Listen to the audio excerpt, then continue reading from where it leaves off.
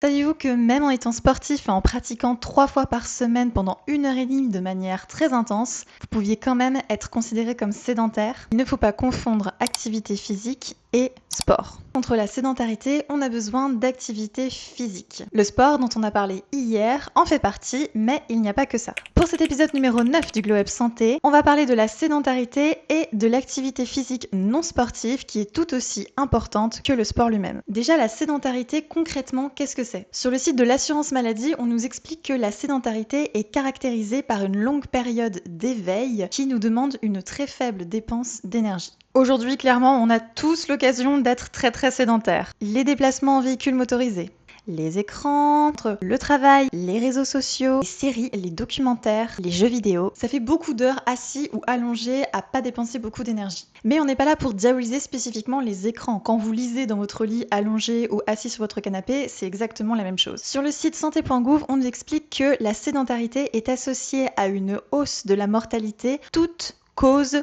confondues, et surtout les maladies cardiovasculaires et le cancer. Certains spécialistes s'accordent même à dire que la sédentarité commencerait à tuer plus que le tabac. Malheureusement, ce n'est pas parce qu'on va se lever tôt le matin et faire 1 heure et demie de sport à la salle pour ensuite aller travailler qu'on va compenser les 8 heures passées immobiles dans la journée. Sur le site de l'assurance maladie, on nous dit que l'objectif ce serait que chaque adulte passe moins de 7 heures en situation de sédentarité. Ça va très vite. Alors qu'est-ce qu'on fait?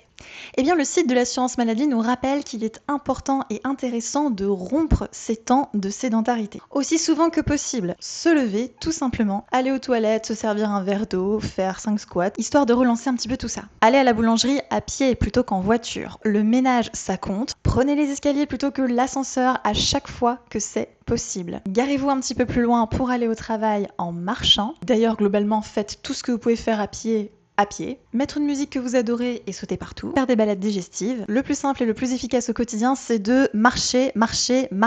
Pour sa part, le docteur Emily Steinbach nous conseille de faire minimum 6000 pas par jour. Alors, on arrête de scroller, on se lève et on va faire un petit tour. Bonne balade et à bientôt!